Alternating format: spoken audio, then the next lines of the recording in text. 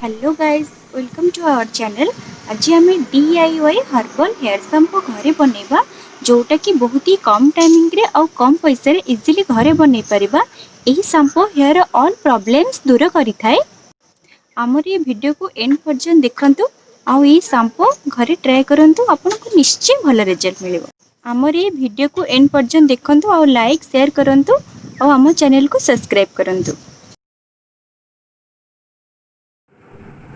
तो आमे fast dry रिठा 100 ग्राम नबा, ड्राए आमला 100 ग्राम नबा आउ ड्राए सिकाकाई भी 100 ग्राम नबा।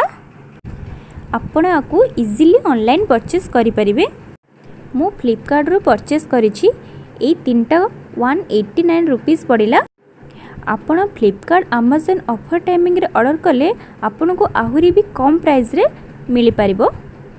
एहार लिंक को मु डिस्क्रिप्शन में देछि, तो आपण जाई सिटू ऑर्डर करि परिबे। रिठा बहुत हार्ड थाए, तो ता मंजी एते इजीली बाहरेनी। तो आमे आकु हुमुदस्तारे कुटिकी आर मंजी को बाहर कर दबा। ए रिठार चोपा को ग्राइंडिंग करी पाउडर करिबा। आमला और सिकाकाई को भी ग्राइंडिंग करी पाउडर कर दबा।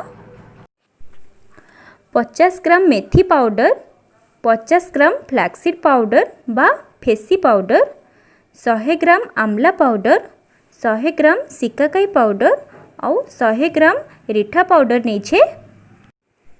2 लीटर पानी रे एही सबु पाउडर को पकेगी बॉयल करिबा। सिकाकाई रे भरपूर मात्रा रे विटामिन सी और विटामिन डी थाए, तो आम हेयर को सॉफ्ट और शाइनी करि थाए और डैंड्रफ फ्री भी करि थाए। रिठा रे भरपूर मात्रा रे फेण होई थाए। एटा शैम्पू परिका काम दे थाए और स्काल्प रे थिबा ऑयल को रिमूव करि थाए। आमला ग्रे और व्हाइट हेयर हबारे रोकी थाए और हेयर रे वॉल्यूम आनी थाए। मेथी हेयर फॉल रोकी थाए और हेयर रीग्रोथ करिबारे सहाय्य करि थाए। फ्लैक्सीड रे विटामिन बी और विटामिन ई थाए, तो ये हेयर को मॉइस्चराइज करि थाए और फिजीनेस कमेई थाए। फ्लैक्सीड पकेबा द्वारा शैम्पू रे गाढ़ापण आसी थाए। आकु आमे एबे गोळी देबा। जदि आपन को गाढ़ा लागुची, आपण अल्प पानी ऐड करि परंती। एहा को आमे फुल फ्लेम रे बॉयल करिबा। देखंतु रिठा द्वारा एथिरे केते फेण हबा स्टार्ट हेलानी। आपन को जेल टाइप देखा गले, तो आपण जानिबे शैम्पू हेई गलानी। देखंतु एबे शैम्पू हेई गलानी। तो गैस फ्लेम को ऑफ करि दबा। एहा को गरम थिबा अवस्था रे छाणी देबा, नाइ तो ठंडा हेई गले ये गाढ़ा हेई बसी जिवो, तो छाणीबारे असुविधा हेबो। देखंतु शैम्पू रे केते बढ़िया फेण आसीची आउ केते बढ़िया कंसिस्टेंसी आसी एछि। एथिरे आपणकर फेवरेट शैम्पू किंबा बेबी शैम्पू ऐड करि पारंती। एटा ऑप्शनल, आपण चाहिए न भी ऐड करि पारंती।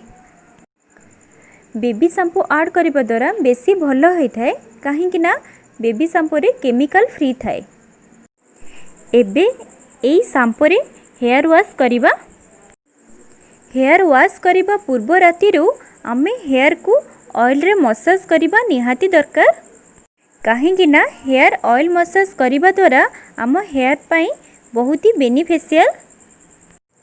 आम नेक्स्ट वीडियो रे एई ऑयल विषय रे जणैबू। देखंतु एही शैम्पू लगेबा द्वारा केते बढ़िया फेण होउची। हेयर वॉश परे वेट हेयर रे गोटे ड्रॉप कोकोनट ऑयल आउ 2 ड्रॉप एलोवेरा जेल को मिक्स करके हेयर लेंथ रे लगेबा। एटा कंडीशनर टाइप काम देई थाए।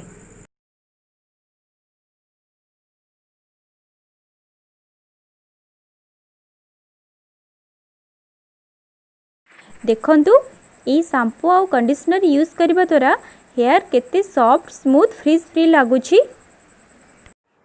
And thank you for watching this video.